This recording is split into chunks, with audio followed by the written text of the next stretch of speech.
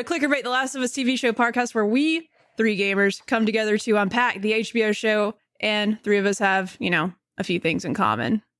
One of those being The Last of Us. The other things I'm not going to tell you about until maybe another episode. Correct. Yeah, but it is our favorite game of all time. So if you love the game, the show, and everything in between, there's some comics. So if you like those, you're in a good spot. We talk about all of it here. And of course, join us every Monday after the episode airs on Sundays. Monday nights, we'll be recapping each and every episode of season 2. And oh boy, this one's a doozy. But yeah, you should follow us, twitch.tv/JKGamesPodcast, so you get notified when we are talking about these episodes. Now, tonight, we are going to go into, we're going to be spoiler heavy from the jump. I don't know what I was trying to go from the jump. Yeah, sure. That. They both mean the same work. thing. We're gonna spoil the heck out of this thing this evening. So if you haven't played the games or don't know what's happening next, this is probably not the place to be, but continue at your own risk. We tried keeping last week's episode spoiler free for a bit, but we found that sort of held us back a little bit, like really deep diving our thoughts, and we held back a little bit, and we don't want to be able to do that. We want to let our tongues out of the cages. And if you've listened to a show before, my cage is my teeth. Yeah. And I'll click it. The tongue is the clicker. It wants out. Let him out. Let him out. So we want to just prep y'all that we are about to just dive into spoilers. Yes. We're in there. So yeah, if you listen to the show, it'd be super helpful. If you haven't played the games, to let us know like what's working, what's not. We want to make sure that this is the best place to discuss the Last of Us TV show and the game occasionally. Ooh. Woo. We assume all of you have probably played the games here. High Score Weekly, I know for a fact, literally was on the show a few weeks ago talking about the game. Yeah. Rabbit 128.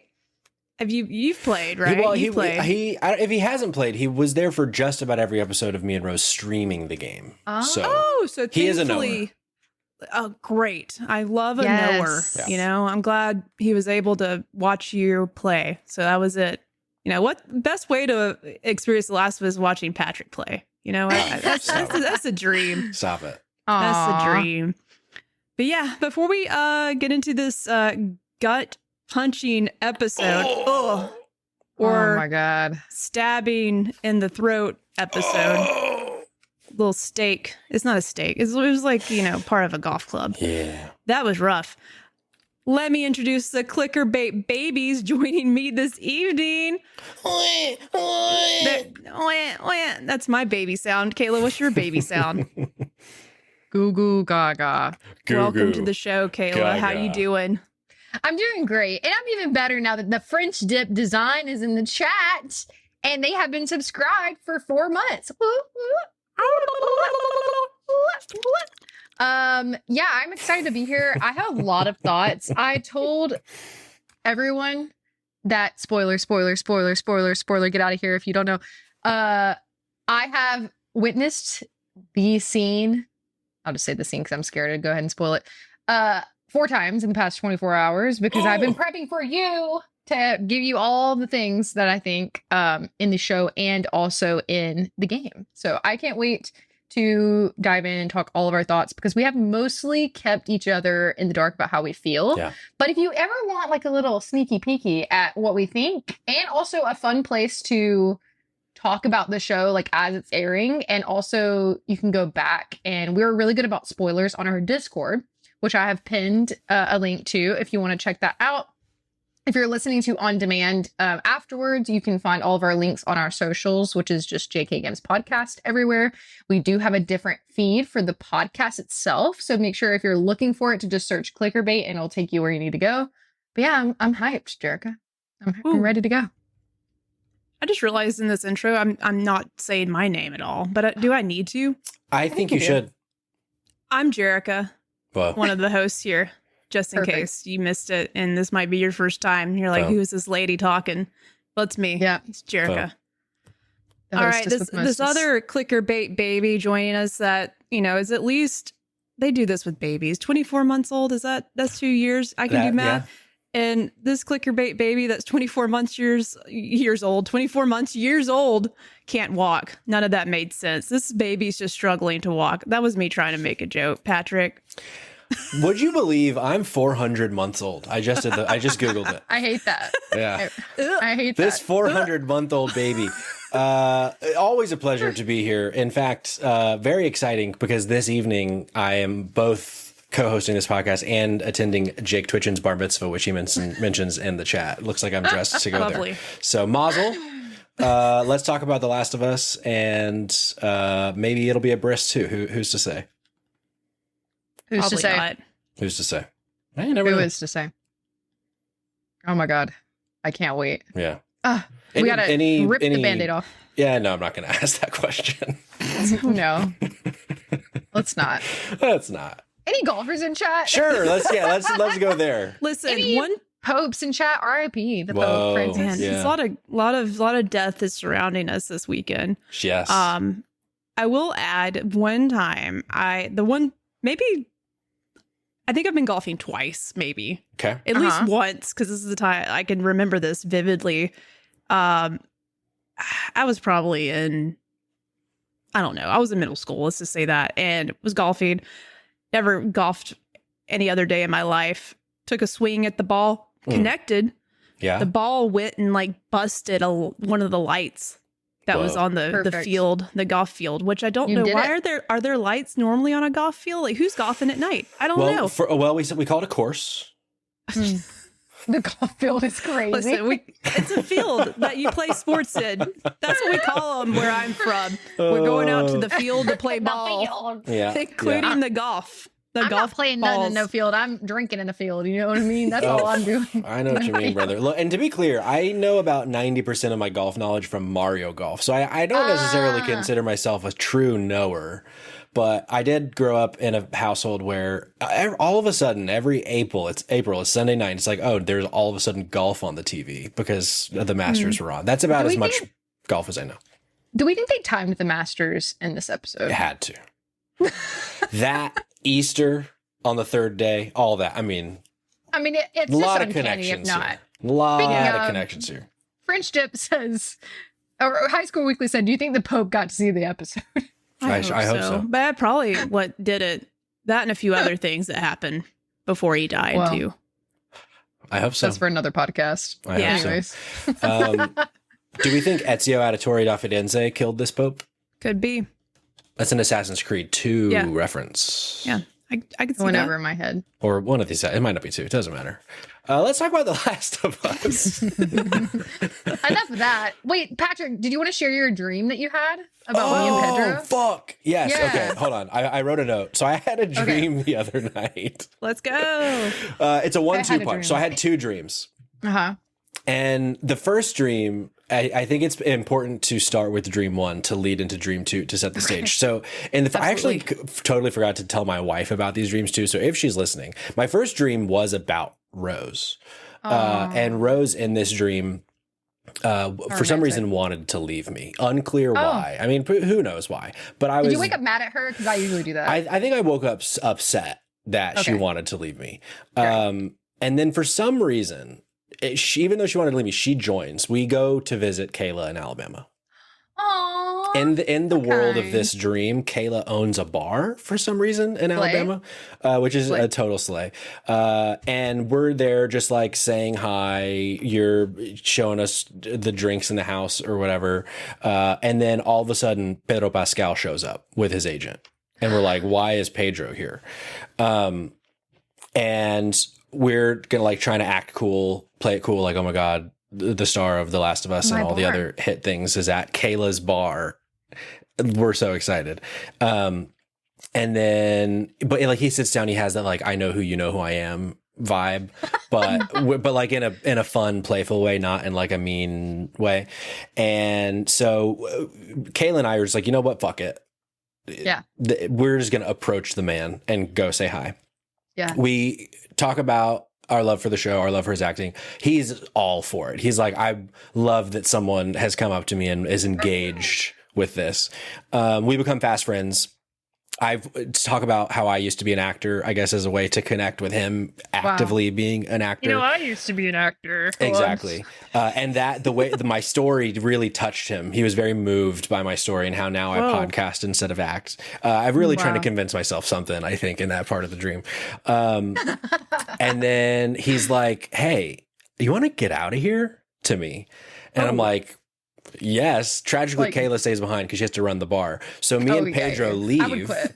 And so the reason I wanted to start with the beginning of the date, since that Rose wanted to leave me, now Pedro is asking me out. So I'm like, well, I think I'm gonna have to say yes to this. Although even if part one didn't happen, I think Rose would still be like yes, and also I'm coming too. So we have a cute little dream montage, just like hitting the town in Alabama. I won't dox you other than the state. I don't know what you've said before. And then as we're like, who's like, what's going to happen past that? I'm then woken up by my wife, woken up because I was snoring so loud. Oh, that was a good dream. You then didn't get to know what happened. So I didn't get to reach the end of the dream because of my fucking nose. Wow. Yeah. Jerica, an unfortunate lack of you in this dream, but that doesn't mean you weren't there. I was probably back in the hotel room. You know what I'm saying? Yeah. Oh, I know what you're saying. Rose petals on the bed, just I know exactly laying what there, you're saying. Dressed up as a clicker. Yeah. Waiting for Pedro. Just a bra. That's it. In my clicker mask, nothing else. Yeah. I wrote in my 3 a.m. scribbles of this dream, and then I was unceremoniously woken up by Rose shaking the shit out of me. She claims I was snoring. I'm sure I was. But I know she knows that I was about to close up shop and leave with Pedro. Oh my God. Not Friendship St. Patrick got a little sweetness to him. That's so funny. Pin that. Patrick's got a little sweetness to him is so fucking funny. That is so funny. Oh my God. Thank you for sharing. That was a great way to intro this lovely episode, which I want to know. Jerica, I know a little bit about what Patrick thinks. I know nothing about what Jerica thinks, which is incredible. You never do. Even if I try to tell you, you might be like, I don't know what she's thinking. But normally I think I know you well enough to where I think I know how you feel. But I don't want to predict fully because that might not be fun for people to hear me babble about how much I know my co-host. But you might get that in a few weeks on another. Whoa, Dido hint plug. Hint plug, secret plug. Secret hint the rest plug. of the co-hosts don't even know about. Patrick, take us away. Start us out. Yeah, so we're as Jerica kind of mentioned at the top of the show, we're going to try a little bit of a different format. Mostly, we're still going to get our lovely impressions of episode 2 through the valley of HBO's hit series, The Last of Us. But instead of going through a quick recap and then kind of diving deep, we're going to start with our initial impressions. So let's go around the horn. What did we think, high level, of last night's episode? Jerica, Kayla so lovingly wanted to start with you, and I agree. Jerica, let's start with you on your thoughts of episode 2. As a big gamer, and a big gamer that's actually played this game a few times, I have to land on, I liked the episode. Couple caveats. Okay. That, this was a big episode, but last week, similar things. I'm really excited for the changes they made. Yeah. But will I love these changes? I don't know yet because I don't know how they're going to pay off just yet. So overall, I think, and we got some extra stuff we didn't get in the game, which is great. We'll get into it later. Sure. I liked it. It was good. I think this episode and the last one are both ranked similarly to me. A little more action in this one, but, it didn't blow up my skirt. Yeah. Fully. Do you know what I'm saying? Oh, I know what you're saying. I'm pretty aligned. It didn't blow up my skirt either. And I the more I've sat with it, the lower I've gotten on the episode. I think they hit their marks well.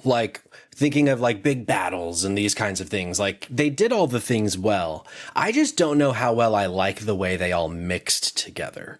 I think it was a good episode. I think it's it's probably like in my top half of episodes of The Last of Us, but closer to the middle though. Like it's definitely not one of my favorite episodes of the entire series so far. And we'll kind of get into more specifics later, but I would say certainly a lot weaker than last week's episode to me.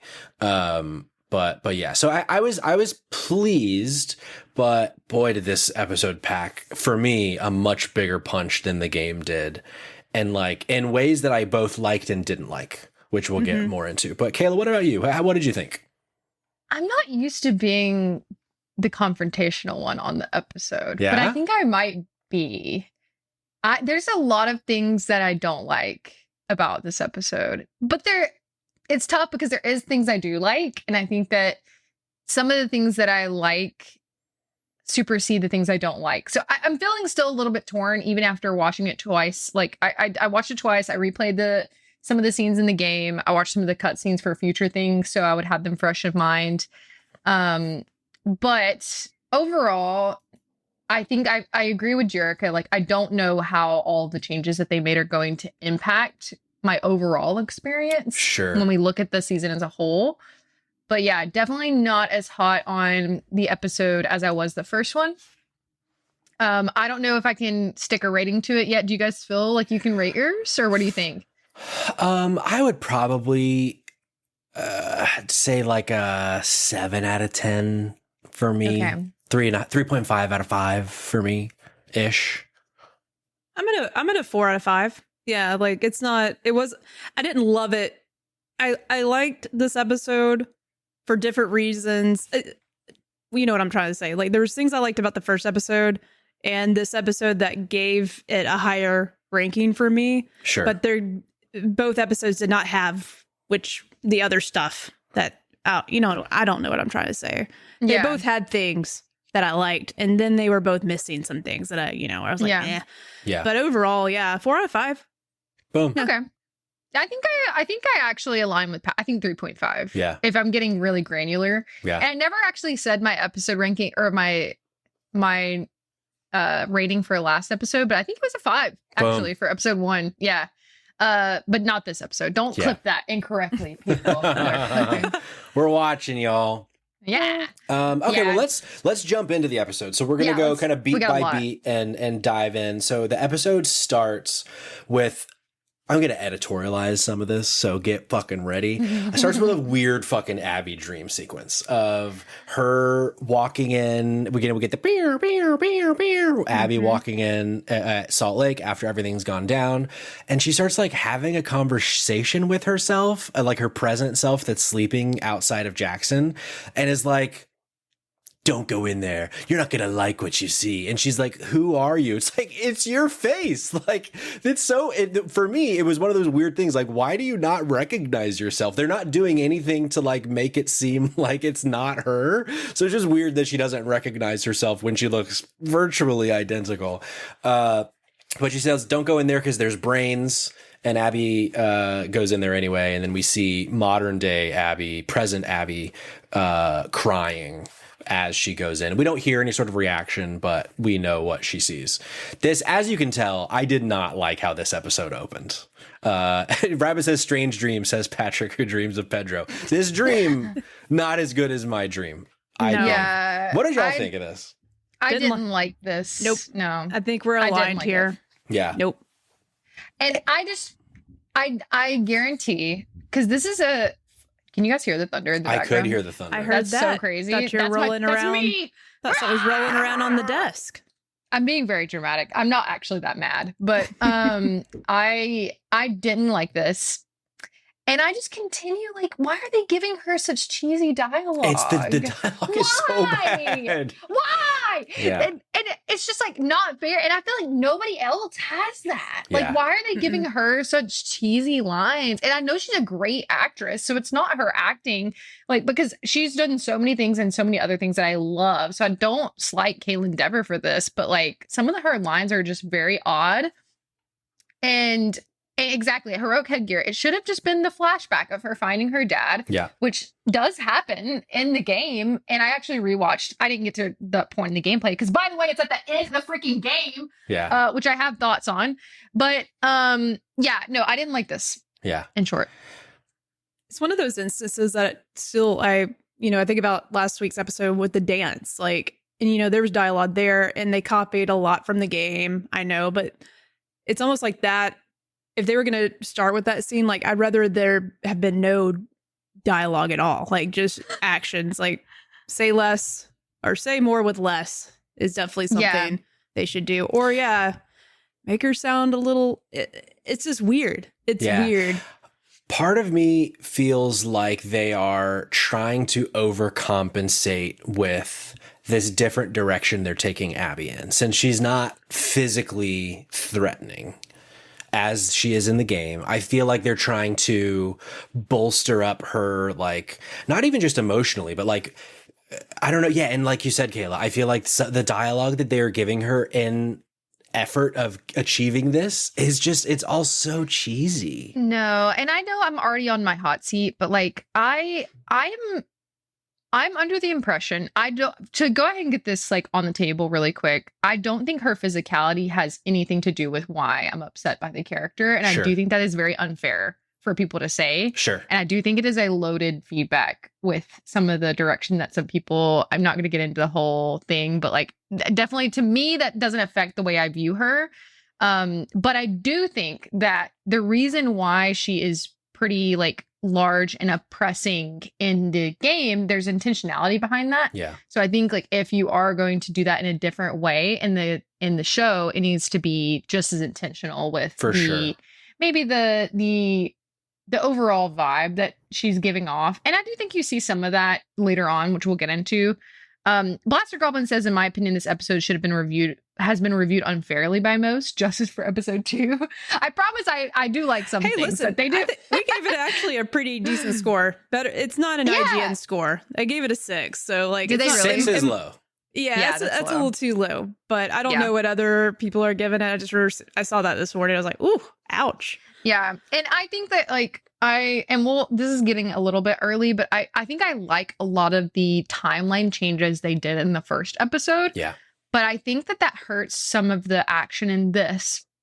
And I still stand by that I just don't like knowing all of her intentions right now. And that, to me, that is going to make it for a weaker outcome later on when I don't know. There's some problems I have with that, but we're talking about the first scene. I didn't like it. And I do think that there's some things that I like with her later, but this one was not one of them, the opening scene. Yeah, I think to kind of put a pin in this for now, Squinky makes a good point in the chat. I think a part of the physicality from the game was to show this was her obsession. I think the show is trying to shorthand that. I feel like, I agree. That's I feel what I like, was trying to get at. Yeah, like I do think that the physicality is important.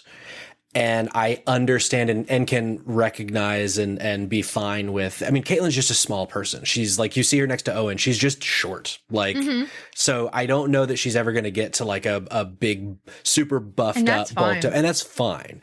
But I do think there is still, like you said, there is an intentionality behind the size in the game. So I just hope that eventually they can recreate that in their own way. And so far, to me, they are not. And that's why I have concerns. Yes. But after this, she wakes up. She's in the lodge in the mountains like she is in the game with her crew. They wake up and they're overwhelmed at how big Jackson is in the daytime. They fear it's going to be too big and protected to even find Joel. And Owen reveals he has a plan that he's working on but needs some time because Abby's getting a bit flustered that they're all feeling like this mission is no longer going to be doable. And she goes out to go on patrol to do some scouting, and then we find out Owen shares that the plan is just to convince her to leave. This was an addition from the game. We didn't get this much of the dialogue between the group. This part I was more okay with than the previous stuff from the episode before, but it's still, some of it still feels a bit ham-fisted to me, a bit schmackedy to me between this group so far. What did y'all think about this little extra bit from the game with the crew? I was able to take away that, like, okay, I honestly can't tell from trying to separate playing the game from the show. Like, I can't tell how long these people have been working together. I have no backstory or even like enough dialogue between them to know like how close they are. All I know is they don't agree with what Abby's doing, and nobody's on board. Like, and that's a bit odd, right? Except Manny might be a little on board. He's a little rougher around the edges, but like Mel and I forget her name, Nora.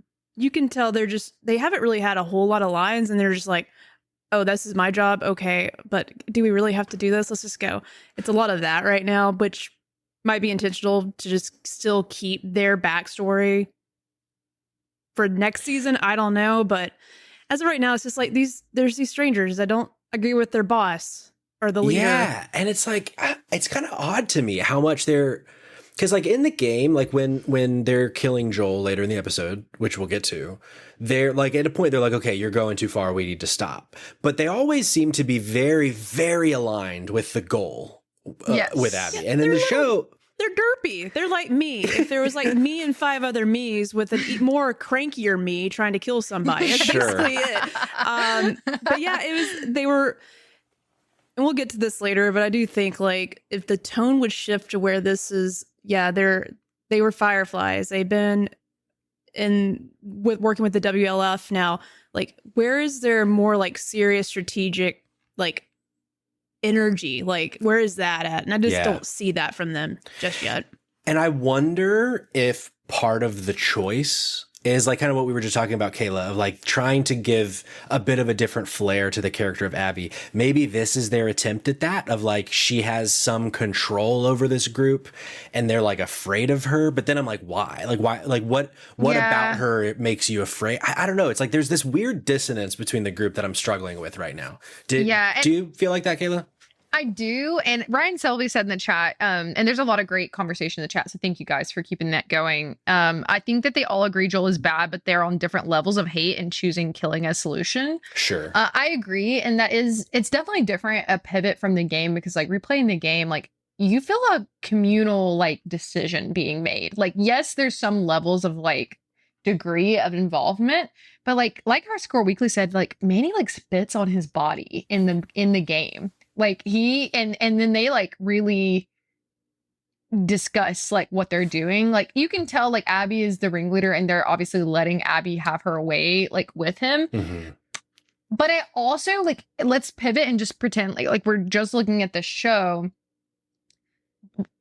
With how not on board the whole group is, do we really think they would have let her demolish his body the way that she did for so long?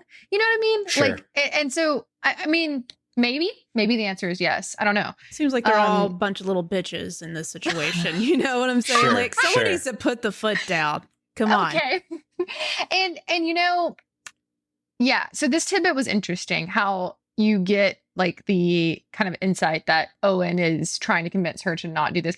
And, you know, they're really hinting at the relationship between the two of them, like the way that she's like rubbing his back. Yeah. And like, they don't say it.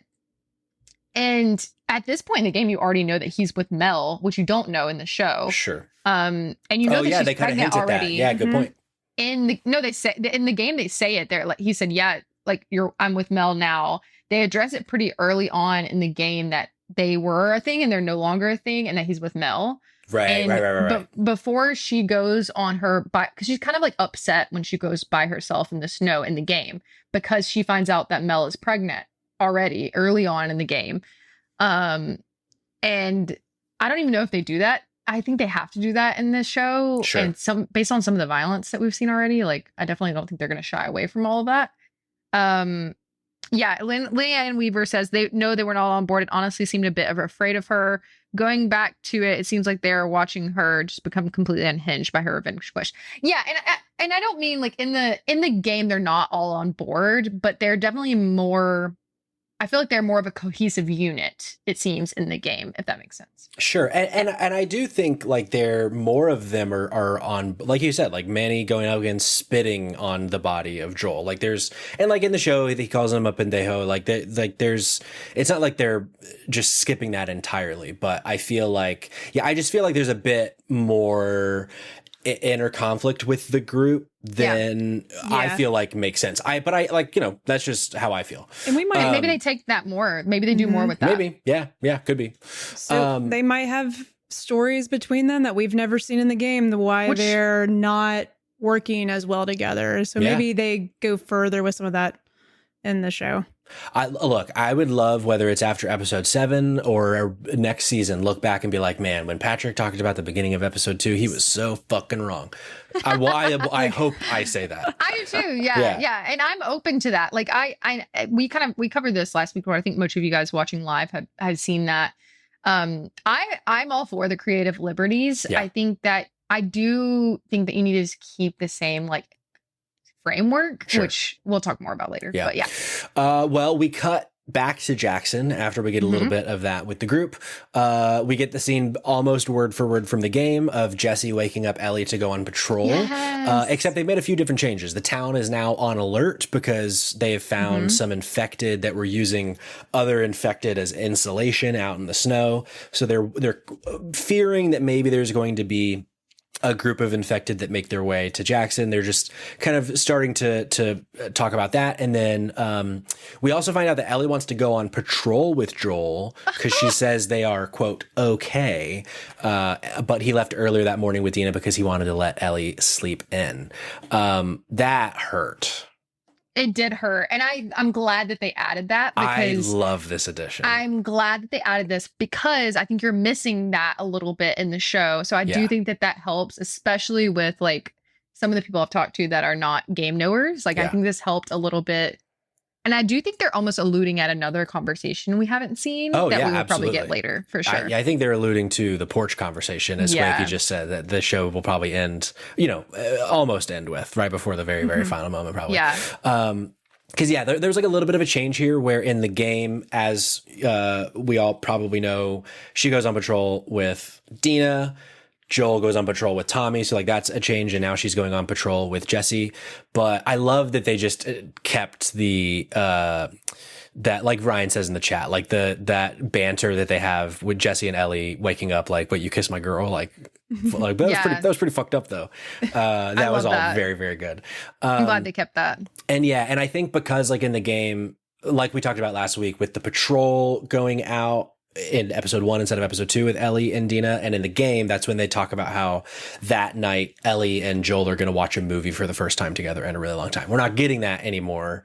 So this, her being like, "We're okay now, don't fucking worry about it, you guys need to stop talking about us," is like that version of this in the show, which I really, really liked. Me too. We like something, guys. See. We lean a little bit more into the town defense plan. We cut to a lodge where Tommy is talking with all the town's group leaders about the defense plan. And then Maria, Ellie, and Jesse meet with Seth for an apology for his behavior last night. But still, fuck that guy. So this was another one where it's like pretty close to the game, but they left out bigot sandwiches, Kayla. They did leave it out. But I think it was implied. The sandwich was there.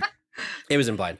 It was there. It was also kind of weird to me that like they're I don't know. I'm curious if you guys read this how I did, where the way that Seth delivers the lines and then like drops his head afterward, I'm like, are they trying to make me feel bad for this guy that called them dykes last night? Like, no, I'm not feeling bad for this guy. Fuck him, right? Yeah. Yeah, I think yes, but also like I do like that they added the bit that I think is very important, where it's like, oh, so yeah, you get drunk and say things you've never thought before. And so like that, I think that was like a very much like a, sure, you said it while you were drunk, but clearly you are thinking that internally, like you still have some internalized homophobia. So like I do think that was intentional, but yeah, I don't know if they were trying to make us feel bad for him, but like fuck that guy. Yeah. Also. Fuck that guy also. After that, we cut back to Abby up in the mountains. She's scouting. She's getting on her binocular vibe, looking around. And she's like, you know what? I'm just going to give up. It's so cold out here. Ooh, I'm so cold. She turns around and then she hears a horse. Do horses whinny? Do they? Obviously they neigh, but is it a whinny that we call it? Yeah. They did. She was like, ooh, sound. Turns around. She sees two people, which we know is Joel and Dina. Yeah. I liked this. I liked this, like, kind of giving her a reason to start looking for them of like, because I think she kind of sees the writing on the wall that the group probably doesn't want to do this, and she's like, oh, maybe this is my opportunity to just fucking do it myself. Yeah, and it's so funny. My husband Hunter has played the first game, and he knows some of the spoilers, but he has not played the second game, so he is a little bit in the dark on like some of the details, and he does kind of not have the background. It's so funny. He was like, well, that's convenient that she just happens upon Joel and Dina. And I was like, well, yeah, but also like they are looking for him. Like, and you'll get more about that later. But can I just say that her sliding down in the snow gave me the ick. I'm so sorry. Sure. That scene gave me the ick. Well, also, so Ryan in the chat says the horse Winnie going all the way up the mountain stretched my suspension of disbelief. Her sliding down a mountain and not getting knocked the fuck out broke my suspension of disbelief. I'm like, how is she not completely blacked out right now? Oh my God, I just saw Heroic Kidder said Hope said died in the infected attack. Damn. But hey, he might have. Let's go.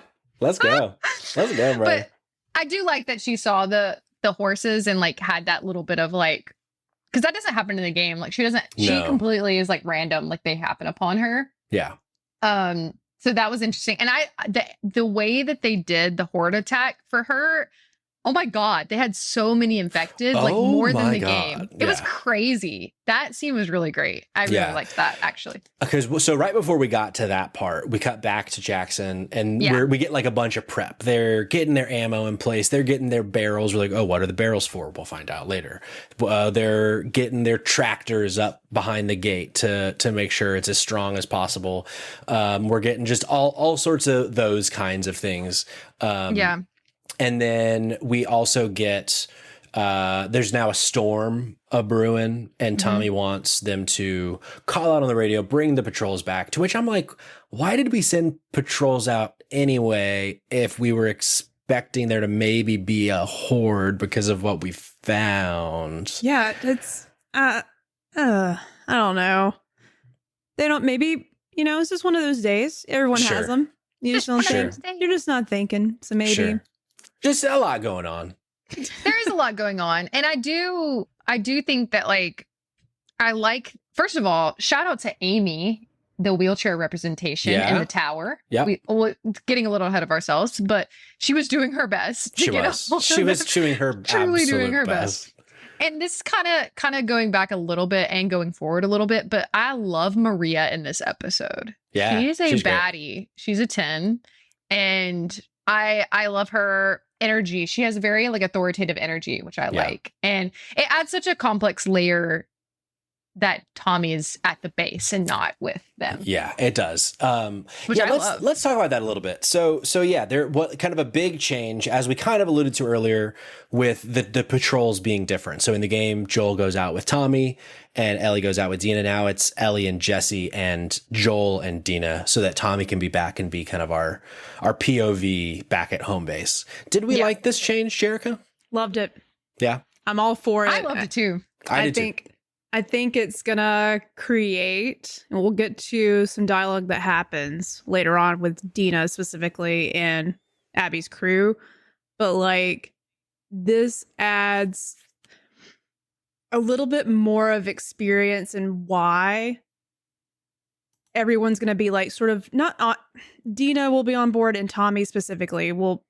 I get why they were on board to like follow and kill whoever killed Joel. I get it. Yeah. But now in the show, we get a few more believable reasonings why, like, already Dina and Joel are best friends. Like, he sort of looks at Dina like another daughter at this point. That's based on what I've seen from the show. Mm-hmm. And just blindly following Ellie, like, in the games, it's not, you could see it. Like, obviously they've been friends for a long time and they love each other. Yeah. But like now it's a show, like they both have a common denominator, and that's Joel. Like, hey, let's both get this revenge for Joel.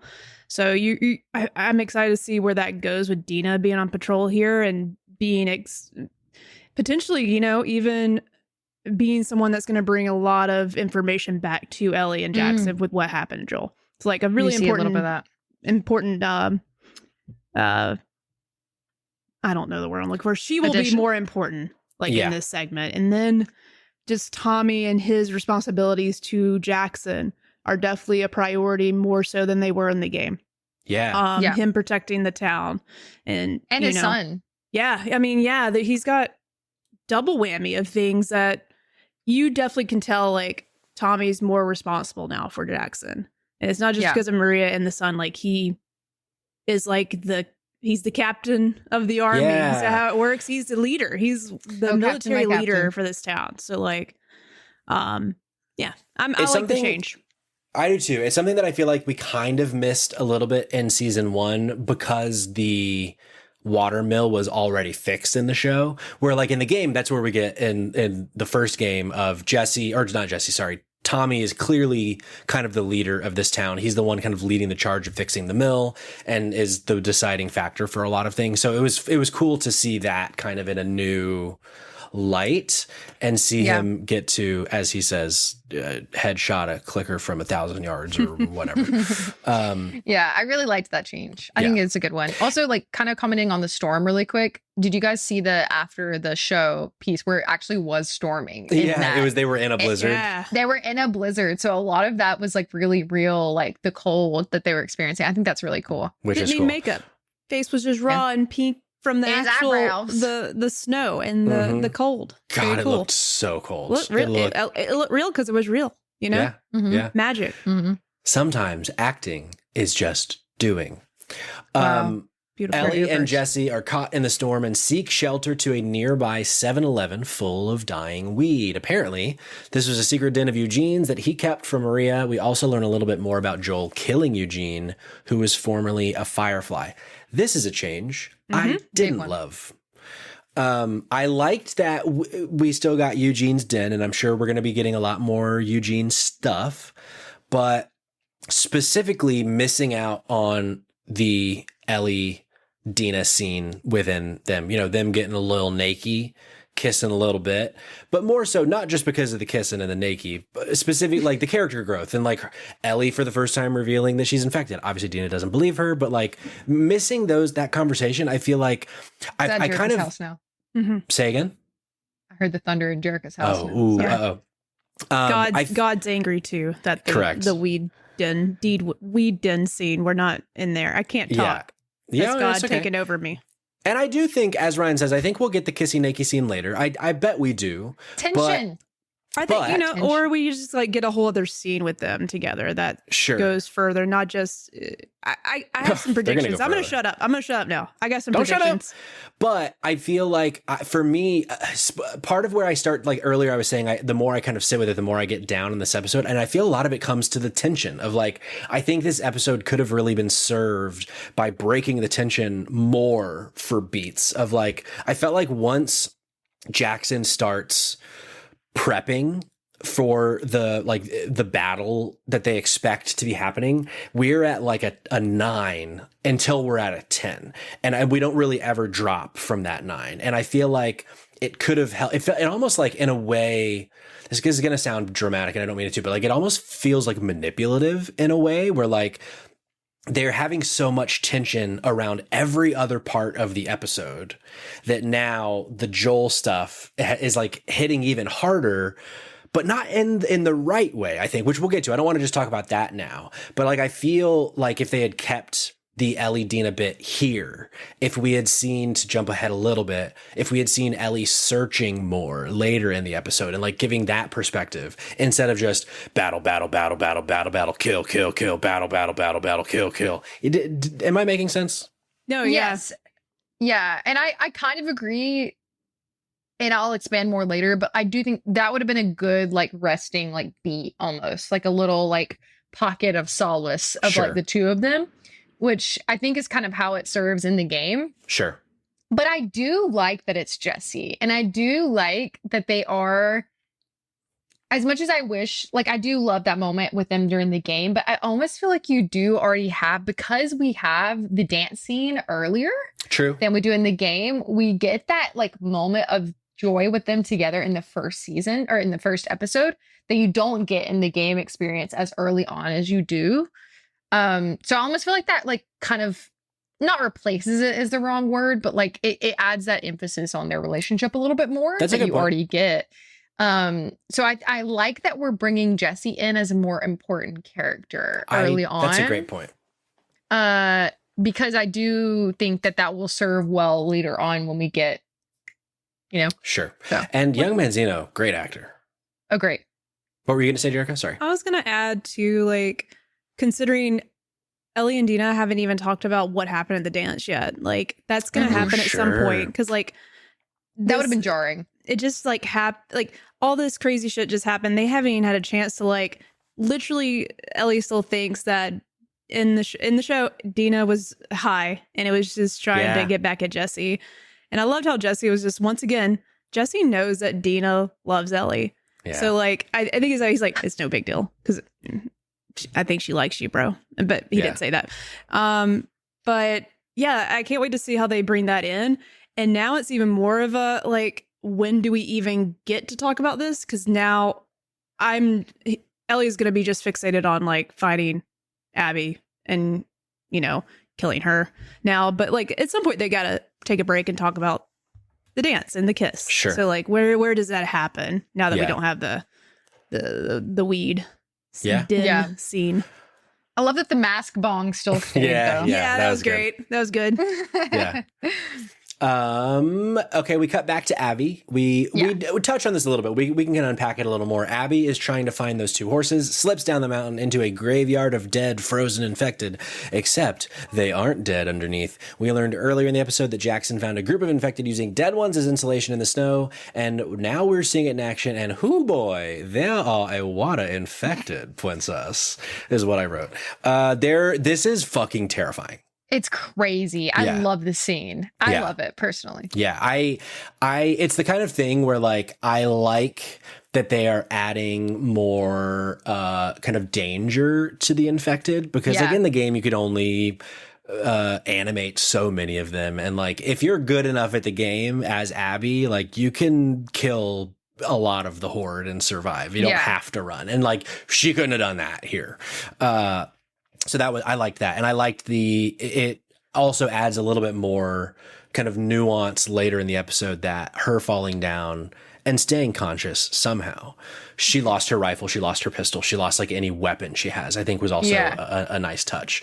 I agree. And then from there, we get a lot of that stuff from the game of her going through the fence and all of that kind of business, which was so good. Except it was very good, but I hated it. The infected pushing its hand through. Like, and it's sliced down the middle. That was so gnarly.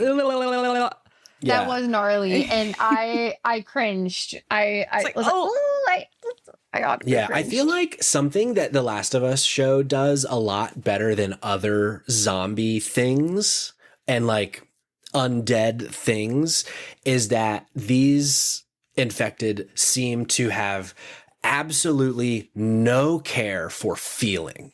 They will do physically whatever they have to do to get to their goal.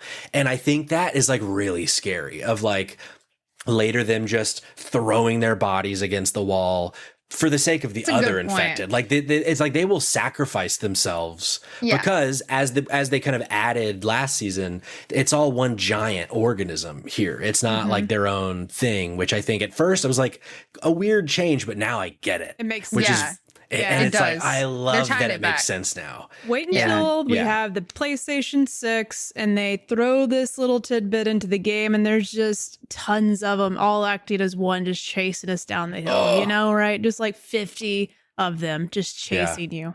Days Gone 2. There you go. I do. Or you can just play that. That's true, yeah. And not to yuck anybody's yum, but I do think that they showed the pipe a little too much. Like the pipe with the stuff, like the little like creepy crawly. I get it. They're trying to make a point, but they really, in the past 2 episodes, have shown it like 10 times. It's like, okay. But I did like that. We're getting a little bit ahead, but that once it like gets activated within Jackson, like High Score Weekly just said in the chat, like the whole horde completely changes. They're like, now we see this bigger threat, or not threat, but like bigger dinner, so let's go get that. Yeah, which is fair, and I yeah. get it. Yeah, they're really trying to make sure you understand the new dynamic of like the way it works. But I was like, okay. But one little gripe I had with that moment, I don't know if it was like a scene that just hit the editing room floor or if it just got lost in the shuffle. But like the two guys that break apart the pipe, they start running at Tommy, and we don't see what happens. So it's like Tommy, and then they don't talk. It's not addressed, and then the siege just happens. I don't know. It's weird. Like it was weird. Unless, I was right. I didn't catch that. I was like, what the hell? Why? I think we could fill in the blank as the audience, but it was like I think something was accidentally dropped here that they didn't mean to drop.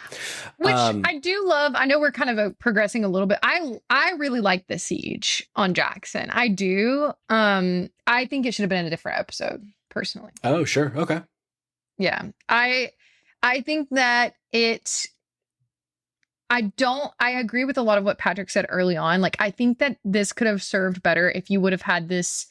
I think I know why they did it. And they talk about it a little bit in the HBO podcast with Troy Baker about they really wanted to increase the level of danger that is felt just overall, like in the vulnerability. They really wanted to have it be like, okay, now Jackson's vulnerable.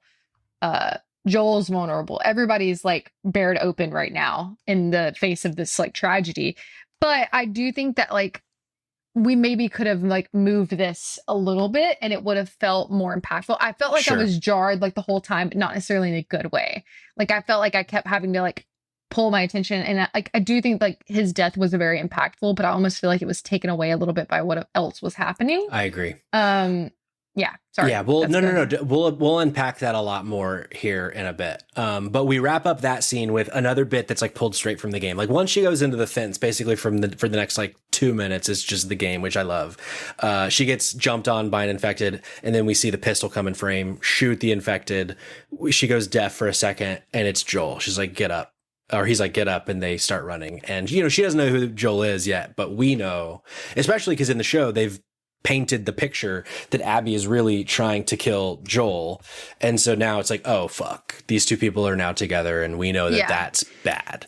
And then we jump back to Jackson. Tommy finds out with, did you say her name was Amy? Kayla? Amy. Yes. I didn't write down I her wrote name. it down. Apologies She's to Amy. A baddie. Tommy finds out that Joel and Dina are the only ones that didn't either say they're coming home or find shelter like Ellie and Jesse did. So he tells her to every 10 seconds try to reach Joel. And instead he's like, the pit in the stomach is just growing. It's just getting bigger by the fucking second now. Yeah.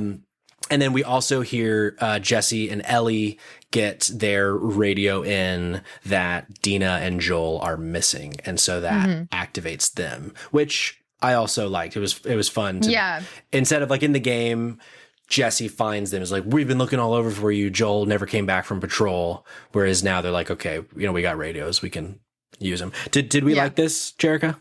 Yeah, I was impartial to it. Like I was like, yeah, I get where they're going with it. If anything, like the added, like just knowing like Dina and Joel were possibly both in trouble, that was another layer to it. Not that Ellie doesn't care about Tommy, but like that's another layer that like immediately Ellie just like gets up and runs. It's like, let's go. Let's get out. For sure. Yeah. Meanwhile, this is when we get the worker finding cordyceps that turns the entire horde. So they were chasing Joel and Dina and Abby, but now they're heading to Jackson. And then we get like a kind of the setup for that battle to begin. You know, Tommy and the guys on the wall, they start sending out the barrels. Tommy gets all of his ammunition, and he does the little war chant. And then, like 1,000 infected just fucking body slam. Game of Thrones. It was like Game of Thrones. It was very Game of Thrones. Yeah. It was very much Game of Thrones in the wall, which I haven't decided yet if I like or not. What do we think? I thought it was cool. Like, I liked it. It could have been done maybe a little differently in some aspects. Yes. There was a few moments in the attack that didn't make a little bit of, there were some things that didn't make sense once again, but overall, like I like seeing Jackson try to fight, because we've never really seen like what is this town capable of? How can it protect itself? Now we're sort of getting that answer. Like, how would they protect themselves? Obviously, they got this big wall or whatever, but you have, 100 infected coming at you. Probably more than that. I don't know how many. You can't but count. I can't. But a lot of them. A posse is actually more a herd. Here we go. Yes, herd. I like herd. There we go. Herd's out in the field, and they're coming in. Herd. So it was cool to see, Jackson fight for itself. So Ryan in the chat makes a great point, though. Like, this is one of those things, like, it's like these weird inconsistencies where they're throwing out barrels to light on fire, yet their wall is trees. It's like, we know trees are flammable, right? Now, it's a blizzard. Though, the distance, it was getting far enough away. Sure, surely they've practiced. Well, maybe, but maybe not. Maybe not. In place. They did have a whole system, but then we have infected fully on fire now running against the wall. But I mean, the wall doesn't catch on fire. True. So it must. I thought that was going to happen. Yeah. I really did, and I also a couple of things from the chat. Yes, sure. I had thought I'm sorry, but maybe it makes sense though. Because I wouldn't want to waste my bullets on a potential situation where we're just gunning down things that are just not in their right mind anyway. So, I'd rather that wall burn down and be able to take them all out at once. Sure. We can rebuild the wall, but, maybe it's ammo. Because, and also... Maybe they had an influx of oil, gasoline barrels. Sure. No, I was thinking through that one. I was like, maybe that's why. No, that makes sense. But it's also it's so wet because it's winter. Oh, that's a good point. Everyone in the chat seems to be fucking log experts. So it's not going to catch on fire. Okay. Sorry. For fucking log police in the chat over here. Sorry for the fucking log police. I love this so much. We cut to up back to the mountain. Joel in the mountains sees Jackson burning, sees the fires outside Jackson. So he knows something bad's happening and he wants to turn around. But meanwhile, Dina is on the verge of death. She's so cold. So Abby, and it's one of those moments where these are, because I'm just not super hot on Abby yet this season, but this is one of those moments where I when she hears Joel's name, I thought was a good moment of her face being what are the fucking odds? And then this time when he's we got to go back. I don't care if we die on the way, but I have to try to get to Jackson. And she just fucking commits and bites her tongue and or not bites her tongue. That would be the opposite. And is we're so close. Let's just keep going. We have ammunition. We have guns. My friends are going to help. And Joel's you can see that fight that Joel has of I really don't want to do this. But it does seem like the smarter call. He's actually using his brain, which is why is this the time you're using your brain, Joel? Yeah. But it was good. And I think Leanne Weaver in the chat, she mentioned earlier, it does add an added complexity that he knows what is happening in Jackson. You can see it. Sure. I was so hopeful for a second. I was oh, he sees it. He's just going to keep going. But I was no, they can't do that. But yeah. And Swanky makes a good point that he's also looking after Dina. So it's if he has to make sure that she survives, and apparently she doesn't have the right gear to survive a fucking blizzard, which is why? But I like how everyone is saying #justice for logs in the chat. We love to see it. You guys make your own fucking podcast. Science. We got log lovers up in here. I know, right? Goodness gracious. Look, I love a log as much as the next guy. You know what I mean? Lincoln logs. I was referring to a penis there. Oh, penises. Although I guess logs are usually more akin to stool. Yes, correct. So I'm not of that. Okay. I will admit, Patrick Lordrop, not a fan of that. Cool. Yeah. Anyway, we find out that the infected are going to breach. This is another one of those weird moments for me. It's whatever, I get it. But it's all of a sudden they just turn. It's oh, we're going to go to that part of the wall for some reason. Whatever. I get it. But it's as I'm watching, I'm wait, why are they just picking that part of the wall? But we got a bloater now. Which Tommy realizes that they're going to breach, jumps down, goes to get his little fire flamethrower, and they get in. And we have this, that moment that you see in just about every show at some point where we look at one, we look at the other, and they just nod I know what I'm doing. I'm going to do my best. We get that. And then we go back. Oh, no. Actually, I think I skipped a little bit here. There's just more fighting business. They get in. It's a fucking mess. We got infected going up on the roof. We got infected trying to get in the basements. People dying all over the place. Crawling in your windows, trying to snatch the children, like literally up. That's a call out to that old video, that YouTube video. How'd you guys hide your wife? Yeah, that's it. Yeah, nailed it. Yeah. But at this like main street of Jackson, I like that they like the one of the things they jump into is like the bakery, which if you've played The Last of Us 2 as much as we have, it's like we've been to the fucking bakery, especially if you played No Return. So that was fun. And then the bloater gets in and it does that kind of weird thing they do in the 5th season or in the 5th episode where it's like, all right, let's focus on the bloater and everything is just about the bloater. And then the bloater like gets Maria's attention. It wanted her. And it was like, ooh, I'm gonna get that. I feel like the bloater like realized, oh, that one in the middle that's trying to kill me, that's his wife. I'm gonna go after her. I don't know. They had a connection. Like, they had a connection. It was weird. And then this was the biggest offender for me of the episode of like breaking my suspension of disbelief. Tommy sees this and sees the bloater focused on Maria and starts running into the horde, shooting at the bloater, and all the other infected just running right by him. I'm like, how is Tommy not completely overrun right now? And then he gets the bloater's attention, turns around and is running with infected that are running in the horde. I'm like, okay, sure. I guess that we're going to accept that. And then he takes the bloater into this little side alley with his flamethrower.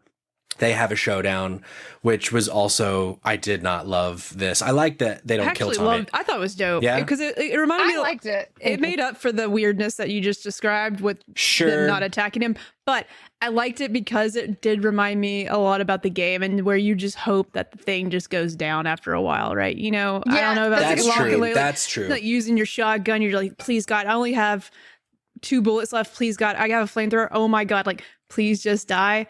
And yeah, that felt, the same emotion you get in the game fighting them. So that's a good point. I didn't think about it that way. That like exasperated, like it's either I die or it dies. Like one of the other is going to happen. I felt that energy too. And like, I actually really did like this scene. I like the flamethrower use because you get that in the game too. And I actually thought they were going to kill him for a moment. I really did. And some might say like the bloater just died a little easily, like in the end there, but it stressed me the fuck out, like seeing his gas run down, like the shots they did with that. But High Score Weekly had a good chat. Call out that his wife was so concerned about friendly fire the whole time.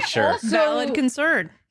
Because they were shooting like across buildings and like all this kind of stuff. Wild. Which, again, Maria, a baddie certified. Well, first of all. I think at that point they were also shooting their friend. Like it was like they were being overrun by infected. So at that point, it's like, oh, they're dead now. So we're just all these bodies we need to shoot. And that's how I interpreted that. But that part didn't bother me.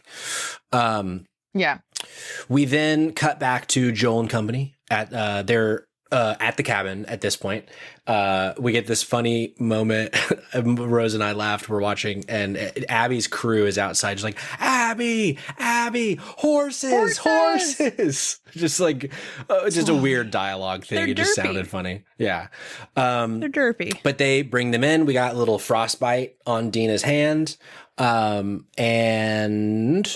Joel gets another look at Jackson, grabs the radio. He's like, we got 3 minutes, get your blankets, get your fucking guns, and we're out of here. And then Abby starts just like kind of becoming the Abby that we don't want, of like, this one's named Dina and that one's named Joel. And everyone's like, oh, fuck.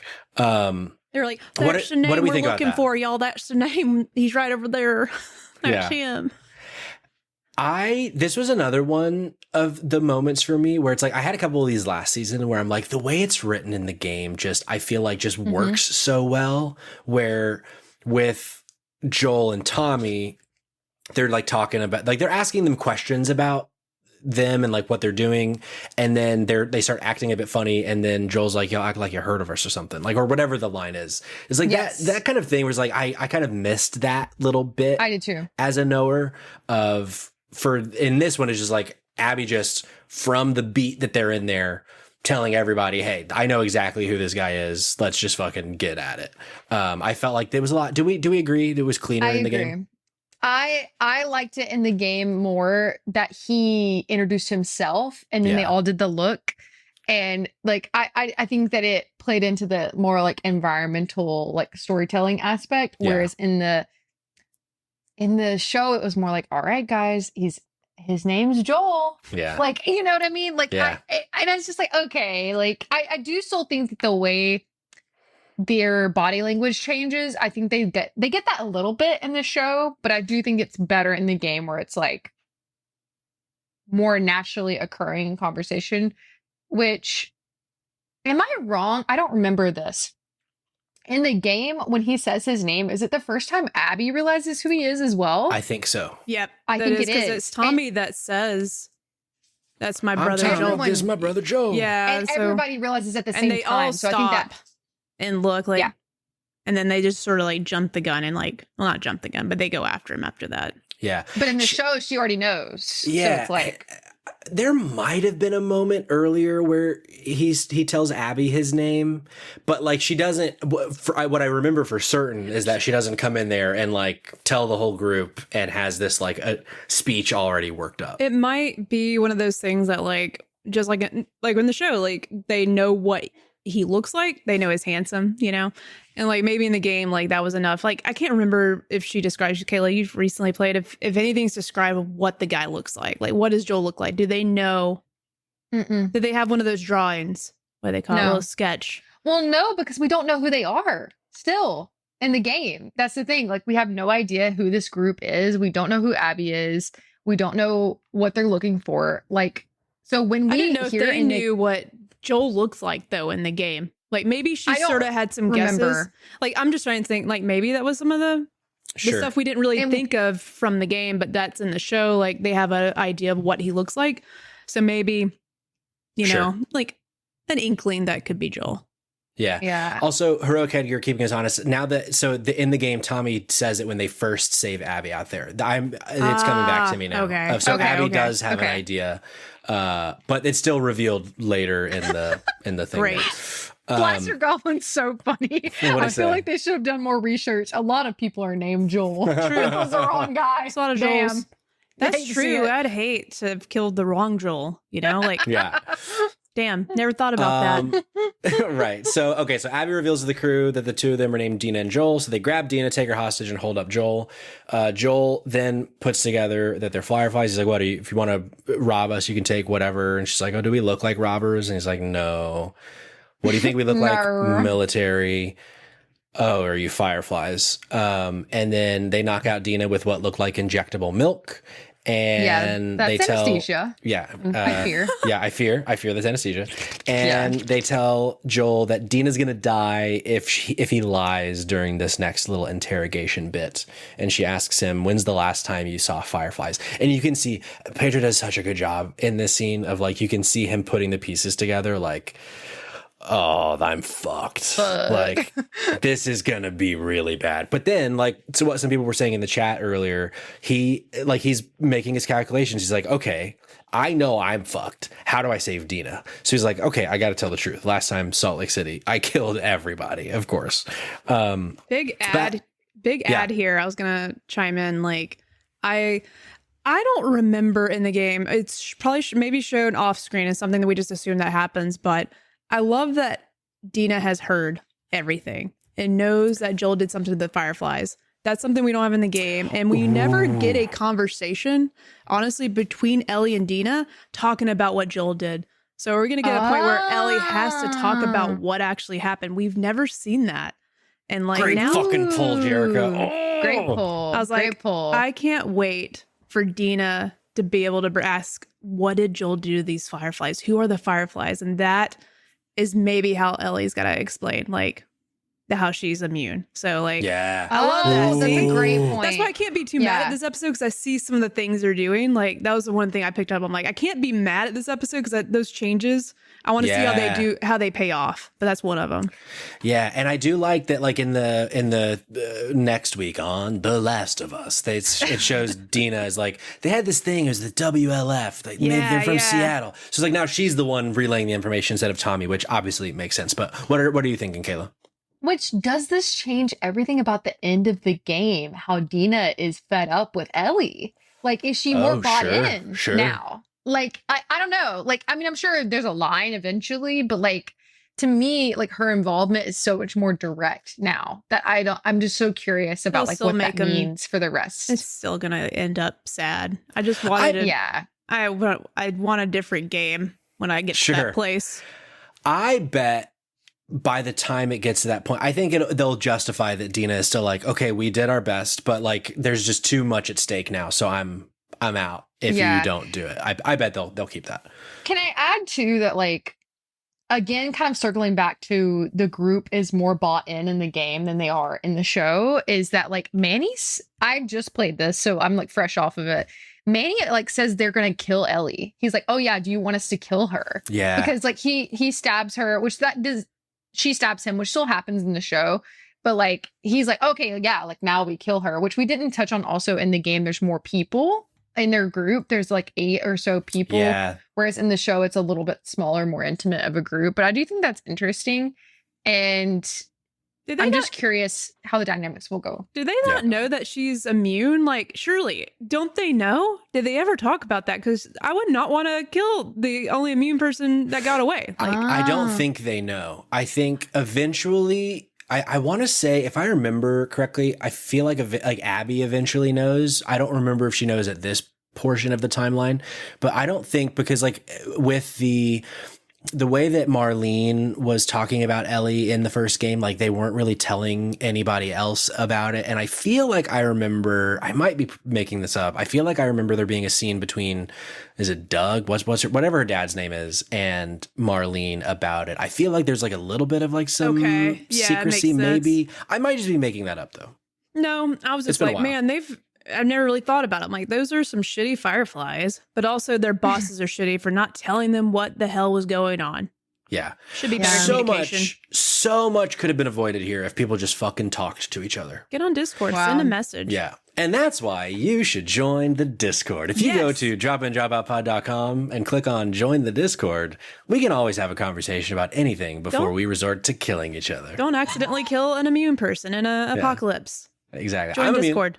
Yeah, we all are. Me too. Now you know, because you were here. Yeah. Okay. So yeah, Joel starts putting together that they're from Salt Lake. Abby shoots him in the leg. She makes Mel tourniquet his leg. And this is when we kind of were alluding to earlier. We start seeing like the group is kind of really at odds with how Abby is acting here. She threatens Dina at one point, and I don't remember, it might have been Mel was like, and she's like, fucking do it or I'll bash her face in or something, she says. Which is like, I think they're trying to convince us that Abby's bad and mean and wants to be bad and mean. And then Kayla, is that your Abby That's impression? My Abby impression. Good. Yeah, Very good. Sorry. Very good. Very good. She starts torturing Joel and going on and on about bullshit. And Joel tells her to shut the fuck up and get it over with because he's our king. I love that line of like, just shut the fuck up. Because why was the monologue so long? Oh, it was the first time watching. This might upset some people, but it's my truth. It's the first time since I've been watching The Last of Us where I was like, this is some Mike Flanagan ass bullshit monologue here. I love Mike Flanagan. I like Mike Flanagan, but the dude is obsessed with monologues and they're usually bad. Like, I'm looking at you, Midnight Mass. What the fuck were you guys doing? But no, that's my favorite scene of all time. It's too bad. I like that. I did. But it's like, come on, y'all. It seemed out of character for what we're used to. So maybe they're leaning in. The only thing I'm not trying to justify it, but I guess I am. Like, okay, maybe they're trying to lean into, they gotta picture her as someone that's that's also been through it and might not be thinking clearly and has gone off the deep end with some of this and just not acting like herself. So hopefully we will get some like flashbacks of like before Abby, like to see how she was. I don't know. It was weird though. I agree. No, my girlfriend was like, ew, I don't like her talking like that. Well, yeah, let me clarify, because the chat is like, you wouldn't monologue when this has been your sole focus for 5 years. It's not that I wouldn't monologue. I just think, going back to Kayla's point earlier, I don't think the writing was very good for this monologue. Yeah, that's what I mean about the Mike Flanagan of it all. We're like, usually the monologues can make sense in the story. It's just like the writing of it is not very strong, in my opinion. But yeah, I think it makes sense. I think I'm being misunderstood. It makes sense that she monologues. I didn't like the monologue. I mean, it was extra. It was the writing. It was a little extra for this situation. We need something short and to the punch, like literally get to it. Because like, who has time to think and be artistic about what you're trying to say to the guy that murdered your dad in this world? It doesn't work that way. You've also had 5 years to plan what you're going to say. Sure. Too. I still think there is that. I still think it was too fancy. Sure. Rabbit says she had 5 years to get a tight 5. That's very funny. Not wrong. Yeah. I just still stand by what I've said from the beginning. And I do get that. Like, realistically, if this is something that like has impacted your life so significantly, which I might add, if you've not seen any of our other like kind of conversation about The Last of Us Part 2, I get where Abby's coming from. Sure. Like, that's the thing. I have not talked to anyone who is bought in on Abby. And I do think that once you know who she is and what her motivations are, you are supposed to feel for her in a way. And I feel like you already know her motivations. You already know what her goal was. You already know why she's the way she is. And people still don't like her.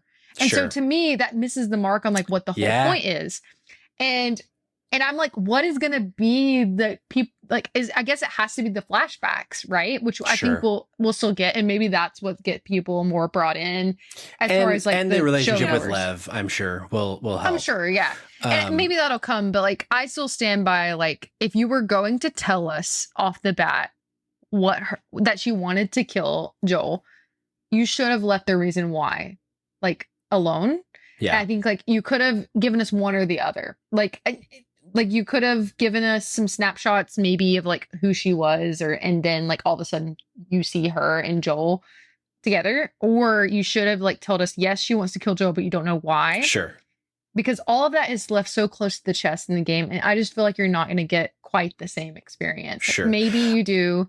But yeah. I mean, I will say, so I have been so far watching with someone who didn't play the game. And after the way this episode went, they said, I'm never watching this show again with how they handled all this, because it was just like, for them, it was like too brutal and too perfect. It's just like the game. Well, right. And so Swanky's in this chat saying, I think story-wise, you have to hate her at this point. Correct. I think at this point, like I remember at this point in the game, all I wanted to do, because also I played this in July of 2020, as so many of us did, which was just a very difficult time in general. All my sole focus as a human being, Patrick, was fucking kill Abby. I will do whatever I can to kill Abby. And so that, like, I like that so far, anyone that I've talked to that doesn't know is like, oh, I can't believe that they would do this. But I feel like what I'm not getting from them is that, like, sheer gut-wrenching hate for Abby so far, which I think, but maybe it's just that, you know, they're still cooking, but I don't know. I just want to know, like, what is left to learn about her. Sure. Besides, like, some of her relationships with the group and with Lev. Like, I feel like what that did for me is, like, I hated her. I hated the situation. I hated everything. And then I learned why she did what she did. And I was like, oh. Sure.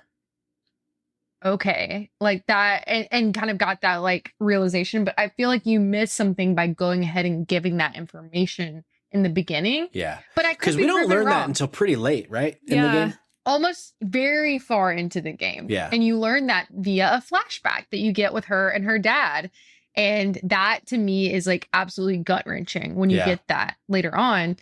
But I mean, who knows? I can be proven wrong. Sure, I'm ready to. It's never happened before. but it could happen now. So we were kind of, at this point, then Abby goes to town on Joel, and we start to see Ellie finding the cabin. And then Ellie gets in there, and then it's like kind of beat for beat in ways of the game of like Joel get up, which a moment that I really loved that they added was Joel actually physically trying to get up, where in the game he's like so dead by this point, but in the show, like all he wants to do is try to do what Ellie wants, which is like, oh my fucking God, are you kidding me? This is so fucking heart-wrenching. But we've kind of, and I don't want to breeze past this by any means, but we kind of have been dancing around this conversation a lot of the episode of like this split focus of Siege of Jackson, killing of Joel. I feel like, Kayla, you were kind of saying that by having them both share so much screen time, we kind of we lost a little bit of the impact of Joel. And I think I agree with you. Jerica, Joel, I'm going to call you now, Jerica. Yeah. What did you think of this? Yeah, I agree with both of you. I think the attack on Jackson was cool, but it's almost like, will this be my Kansas City segment of season 1 for the show? Like, will this little bit be something that like I wish didn't happen and took away from the main story we're trying to tell? Because it was a lot in one episode. I wish it didn't. And it was almost like not silly fights, but we brought up a lot of points from the Jackson drama and fighting that it just seemed wacky at times too. So like a silly fight, and I'm making it sound small scale, but it was just a little silly in some ways, took away from the true conflict that we were, sounds sort of bad when I say we were waiting to see, but like I was waiting to get this whole episode dedicated to the building up to that moment. So yeah, I agree. I think the Jackson defending itself could have been another episode, but it tied into how they were going to get to this point with Joel and Abby meeting. Yeah. So it was part of the story, but it was a lot for one episode. Yeah, I agree. Squinky has a good point that I think they did it because they already showed us Abby's intentions. So to do a little sleight of hand to who is in danger, they paired Joel with everyone else being in peril. Sure. And I also get a big criticism of the first season. It wasn't necessarily criticism of mine, but a lot of people were like, there's just barely any infected other than that one big moment of episode 5 of last season. I think this was them trying to do a make good of that, of like, you know what? Here's the biggest fucking fight you're going to get. It's going to be, I'm sure we're not going to get anything close to this level. Or maybe even next season. But I feel like for them, it was like, okay, we're HBO. We got fucking Mark Mylod directing, which it was also nice that, to go back to the predictions episode, the whole reason I ever started to do that was like, oh, Mark Mylod's directing episode 2. This probably means Joel dies. Even though I eventually kind of convinced myself to change that. But I feel like I understand why they went as big as they did. And I wonder, this might be like an unfair comparison, but I feel like, and I'm interested if either of you feel this too, I feel like this episode should have kind of been on par with like a Red Wedding from Game of Thrones. Like that kind of, everyone's talking about it, this huge twist, a lot of death, a lot of very impactful death. And I just don't know that I'm seeing that online. Maybe that's a me thing. Maybe others are seeing it online. But I feel like I'm just not seeing the reaction that I would have expected from Joel being murdered. And I wonder if that's because of how they handle the attack on Jackson. And it kind of took away from the moment a little bit. That's just me throwing out an idea. I don't know if either of you do you think it would have been more impactful if like they had another main character die, like in Jackson? Like what if it was Maria? Because for a few moments I thought like they might kill Maria off in the show, and like that be something that really challenges Tommy for leaving, which I know would be a big shade from the game. You know, who's to say they couldn't make that? But like, you know, could there have been like another major, but we're not as tied to like Maria as like Joel, you know? It's hard to explain. I don't know. Yeah. No, that's a good point. I would have felt upset if another character died, just because I do think they would have taken even more away from Joel's death personally. Yeah. But High Score Weekly, says something that I agree with, where I have seen a lot of reaction videos. Okay. To especially like on TikTok, like people saying like, oh, my boyfriend / girlfriend knew what was coming and they didn't tell me. And there's like crying videos. Sure. I saw Things. Paul Tassi, he's, he writes a lot about Destiny a lot. So I follow Paul Tassi. I think it's I can't remember what. Forbes. I think he writes for Forbes. He's a Forbes guy. Yep. He tweeted something today or on Blueski, one of those apps, like Blueski. He's interested to see like ratings for Game of Thrones when the main old guy died at the first episode. Ned Stark, or maybe the last episode. I can't remember. Episode. Ratings went up. Actually, that was episode 9 of season 1. Don't go after Paul. That's Jerica messing up there. But he was like, ratings went up, skyrocketed after that happened. And then comparing it to The Walking Dead when Negan killed Glenn. Yeah. Just bottom, like no one. Actually, Negan didn't kill Glenn. That was the infected. I know that one for a fact because I remember I was in that moment with that shock when that happened.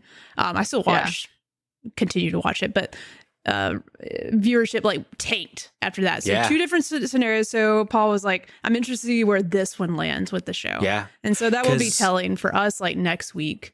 Yeah, how many people tune in after.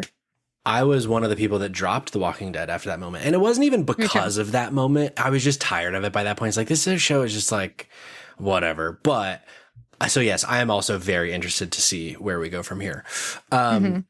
We also got another moment that I thought was a really strong addition. In addition to him like trying to get up a little bit, after they all fucking scoot, they're like, oh, he's dead. Let's fucking leave immediately.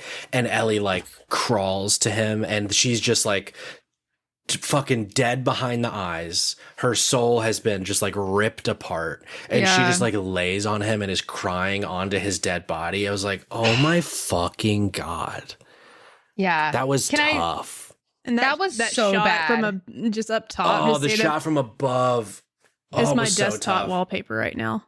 Whoa, I'm that's a sicko. Yeah. I'm just kidding. Just a joke. You're a sicko. I'm just joking. Or am I? Can I share a moment if anyone hasn't listened to the HBO podcast? And this made my heart literally like rip out of my chest. And it honestly adds so much knowing how close Pedro and Bella are too. But there was a moment where they say that they call out a moment between Pedro and Bella like off screen where it says, isn't it so strange how a life-changing thing like this came along so late for me in life and so early for you in life? Talking about like their experience with The Last of Us. Oh my God, so good. Yeah, I love it. Also, going back to the actual Moida, because that's what we're talking about here. Of course. I am glad. So here's the thing: I didn't like how much they showed his face. I felt like that was just a little extra for me, but I did like that they changed it from golf club to the temple to golf club handle to the neck. It just was, I feel like it was just, I didn't need to see his face fucking cave in and like blood squirting out of his skull. Yeah. You didn't want to see that? I didn't need that. It's off camera though in the game. It's not direct on. But and I kind of like that better. Sure. I don't know. Sure. I think that it does show though how fucking brutal Abby was, that she broke the golf club on him. I do like though that you see Bella or you see Ellie take it out of his neck in that one scene.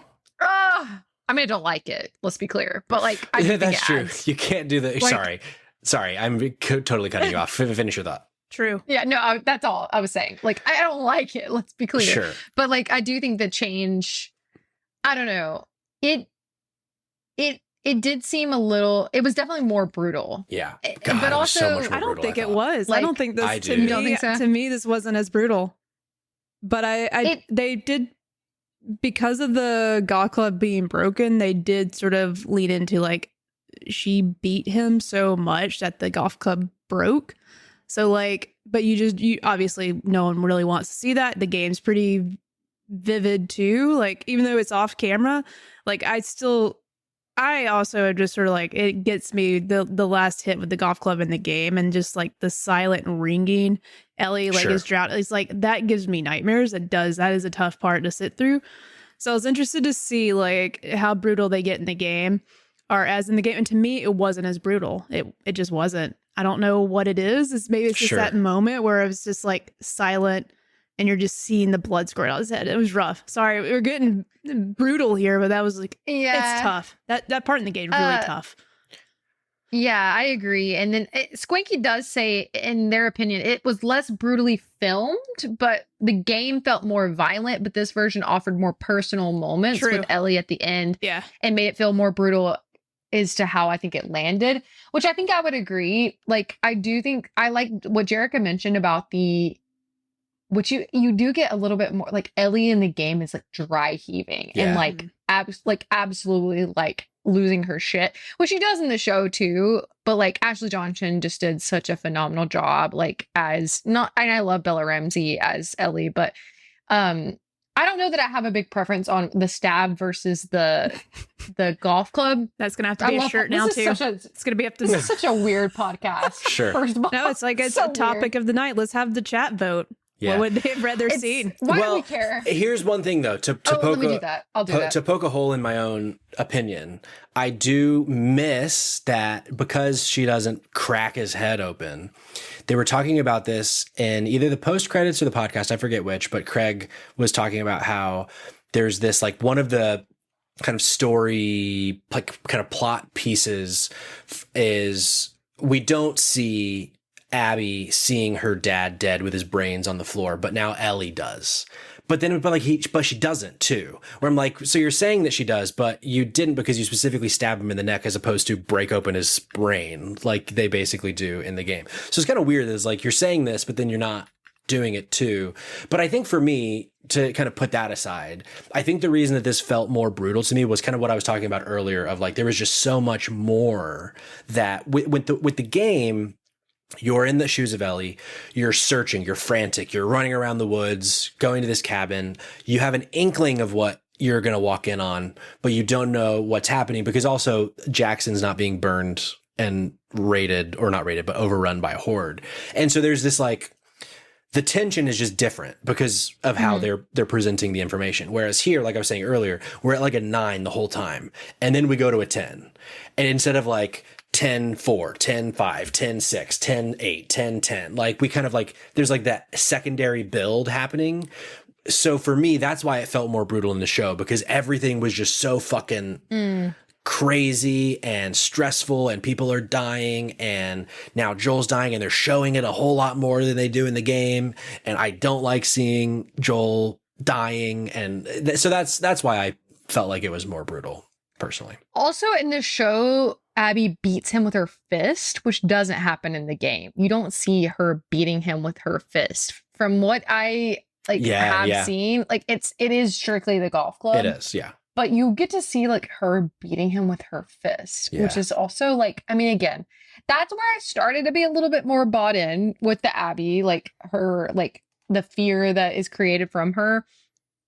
But I don't know. I think that they probably did the stab because they wanted Bella to like yank it out of him and to have that like final moment. Sure. Which, by the way, poll live now. If you would rather say good, there we go. Stab with golf club or hit with golf club. So far, unanimously hit with golf club is winning.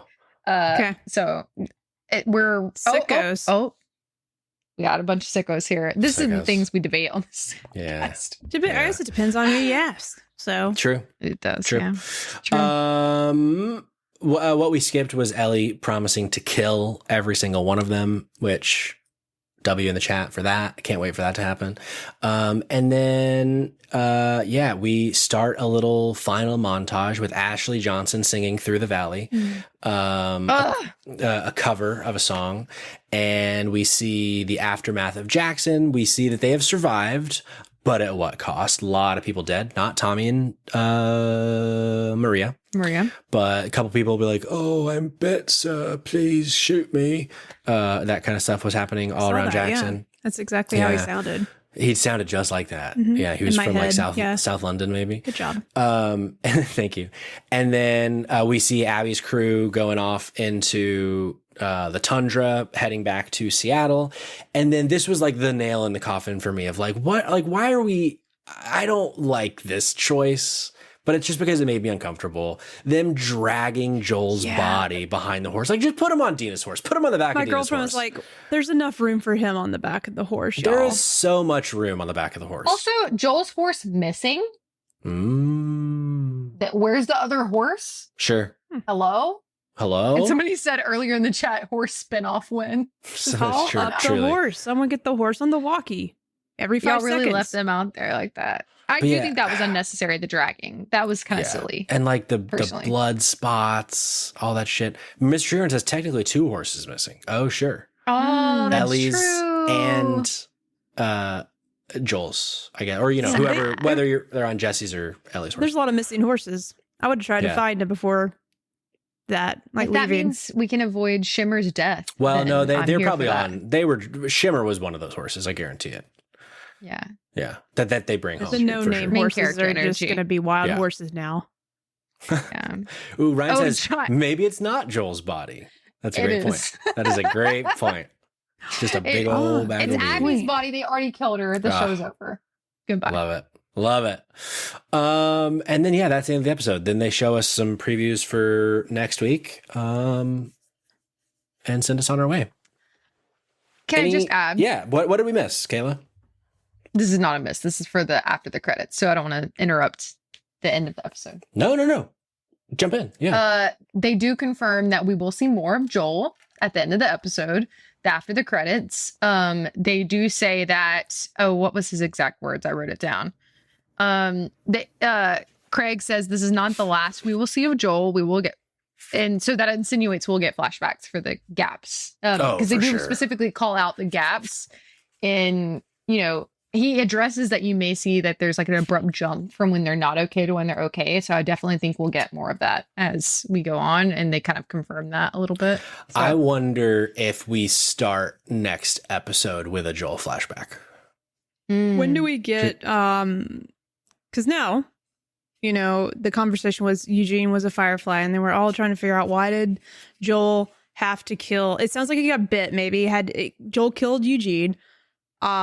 But I'm curious if when we get that in the episode, I'm also curious, is it because he found out that he was a Firefly and that he was afraid that he was going to rat her out, or rat Ellie out to the Fireflies, maybe? And he said that he got bit because Gail's mad about how he did it.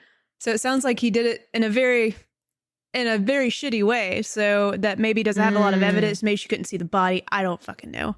Jerica, you are bringing the heaters tonight. Brilliant. Listen, I made that connection and I was like, oh, because I've been trying to figure out why would he kill him? It's a character we don't even know. So and that was the only thing I could think of. If I was him. That's good. Mr. Treehorn points out that Ellie seemed to have a knowing look when Jesse pointed out that he was a Firefly. So I could see that. And I honestly, my first instinct when you guys were talking about Eugene was why the fuck do we care about Eugene still? Sure. And I hear you and I see how that can be beneficial. But again, 7 episodes. Let me point out. 5 left. Let me point out. Damn. But do we see Abby again? Yeah, I think we see a little bit of Abby. Yeah. A little bit? Because you're going to see Isaac and stuff too. So we're going to get back to the WLF and I'm sure that's where we starting to see That's true. He got cast and we have clips. Yeah. I think it's going to be 80-20 Ellie to Abby the rest of the season, personally. Okay. That makes sense. And I do think can I just say that a lot of the trailers that we've seen have covered pretty much what we've seen so far. Sure. We don't have a lot of scenes left that we've seen images of. We have the hospital scene of Ellie waking up, which I think is the next episode. It is, yeah. Where she has the bandages and is waking up from her nightmare. I think that's the next episode. And then we have the red flashing light scene, which we originally thought I think was kind of associated with. I don't remember what we said. We thought that we were saying that's day 1 Seattle when they're heading toward. I think after that bit is when they get to the theater in the game. So that would probably be probably episode 4-ish. Yeah, because it seems like next episode's going to be Aftermath starting the journey to go to Seattle. It seems. And Do we think that the whole initial journey of Ellie and Dina is still that Tommy goes after him first? Do we think that's still what happens? Seeing as how Tommy's more integrated into Jackson, he has his family, and how that happens in the game is he goes looking for Abby himself. Who's gonna shoot Manny though? That's got to be in the game, right? Or got to be in the show. Tommy will still go. I wonder if instead of going before them, if he goes like after or something. I don't know. I wonder, almost like reverse. Yeah. I'm not. He'll definitely go though. Yeah, I think he's got to go. He's got to go. I don't know. Yeah, he has a whole family. He has his child. He has Maria. He has responsibility. Like I don't know. I'm interested to see how it impacts it for sure. For sure. I agree. But I think, especially with them showing how hard Tommy was trying to get Joel back this episode, I think that was their way of like connecting that. Of like, obviously they're brothers and Tommy will go to bat for Joel. I think that wouldn't be a hard thing to accept as an audience that doesn't know the story. But I feel like they're setting up that Tommy's going to go out too. I'd be surprised if they don't do that. Yeah, that's a good point. But, yeah, I was just curious, like, and we're kind of into the segment of like looking ahead, what we think, like what our predictions are. What if they don't show him leaving first, but he does leave, but it's after Ellie this time, and then he does show up sometime, and we're like, oh shit, he did follow her. Oh yeah, that's like a surprise, maybe. Yeah, potentially.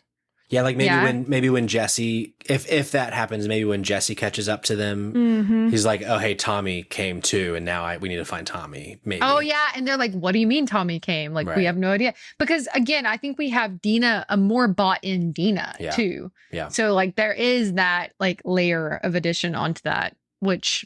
Or maybe we're wrong and like Dina isn't necessarily more bought in. Maybe she's scared. More of like, no, we should not fucking go after Abby because she did this. Could be. I don't know. Could be. Could be.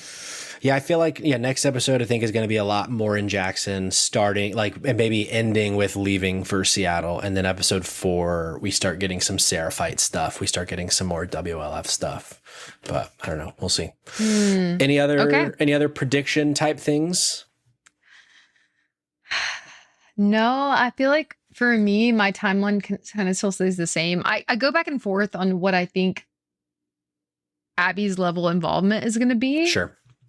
Because again, like I just don't know what else you're going to be able to give her character to make us her fan, if that makes sense. Like, sure. At no point are you like her fan, you know what I mean? Like that's a stretch, but like, I don't know what's going to get us brought back. I guess maybe the flashbacks. Maybe we don't get that till towards the end of the season, but I don't know. Sure. I'm still kind of like all up in the air on the timeline, personally. We'll have to wait and see. I almost forgot. I want to bring in some stuff from the Discord. If you don't know, we have a thread for each episode in our Discord, dropindropoutpod.com to join. And so, we have some thoughts from the audience. We'll start with our own Dumpster Boy. Cayman says, I'll say it. The action sequence superseded the emotional ending of the episode, which undercuts arguably the most critical moment of the show so far. We also got from Big Wolfie, the Jackson part is cool, but for me, it feels like they're trying to be The Walking Dead for the normies. LOL normies. Otherwise, they wouldn't watch a zombie show because last season they complained that, quote, there were no zombies. We also got Heroic Headgear saying that they hate that they took away the Dina and Ellie scene at Eugene's hideout. I still think we'll get a version of it just later in the season. Too. That's a Patrick editorializing. The least thing I'm worried about is that. Yeah. And then High Score Weekly, I liked how Joel tried to lift his head and make eye contact and move his hand towards Ellie in the game. He's already knocked out. I think it's a good ad and makes it more emotional. I agree. I agree. So just some thoughts. If you want to have your thoughts on our show next week, join the Discord. We also just have a big old thread talking about our thoughts. I'm naughty. I jump in there the morning after to talk, even though I should save it for the podcast, but I just can't help myself, Jerica. It's good. I would have been in there too. I got a little behind this morning. But after having this conversation this evening, I don't know about y'all, but I'm tired of watching Joel die. I don't want to do it anymore. Same. Let's move on to someone else getting murdered. Abby. Yeah. Yeah. Take her down. Spoiler. I'm just kidding. No, I agree. I'm ready to see what happens next. I don't know if the whole next episode is just like Jackson rebuilding. Sure. I don't know. That seems like a little bit of a stretch. And do we have a name yet for the next episode? We do. I don't think we do. We do. We have a Ooh, name do for we? all the rest of the episodes. Let's see real fast. Ooh, okay. IMDb.com, The Last of Us. We talked about this last Ryan week, Selby but I said- already forget. Jerica says this while her desktop background is literally dead, Joel. It was a joke. Oh, they took it off This IMDb. joke? Let's see. Last. I think that it's not available because I don't think we had this name until. Oh wait, This wait, one no, no. we didn't have, but the rest of the season Yeah. we did. Because we We talked have about it. it last week. We have it. I got it right here. Hell yeah. Episode 3. Something's got a hold on me. Something's got a hold on me. What is that? Ooh. Okay, and then episode 4, secrets. Huh? Episode 5, wolves. Episode 5. Episode 6, Scars. I remember that one now. Episode 7, every last one of them. Yes. 111. That is One. the next episode. Something's got a hold on me is from one of the songs that Ashley Johnson sings, right? It is. Which song is Yeah. that? It was that- So that- there's a song, True Faith. That's it. Yeah. It was Yeah. like used in like promotion that promotional like CGI trailer before the game came out. Which is Well, also also the one that from last night's episode was in that very, very, very first trailer. correct. The I'll have first to, I'll have to reveal. go listen to that one again. I don't remember Yeah. this True Faith one. It's a good song. I have this little vinyl of the Last of Us Part 2 music, but Yeah, listen to it. remember. It's Ooh. great. I'll have to. Put it on the whole turntable with the needles Ooh. and the spinnies. give it a little spin. This is your DJ, Patrick, on the ones and twos. Wicka pee swaggy. Jerica, should we go home? I don't know about y'all. I'm here. Oh, shit. Wow. Where are y'all at? I record down the street at my neighbor's house. Cool. Well, I'm here, but I'm not here. Sure. It's been a good All right, one. y'all. Thank you guys for being here. It's been a really fun convo. I love that we can all be friends and sometimes disagree. We love to see it. And we'll catch you next time. Last Bye. time that Joel dies, hopefully. Watch there be a play Hopefully. though. Next, there's a play. Play is so funny. Musical. Not a play.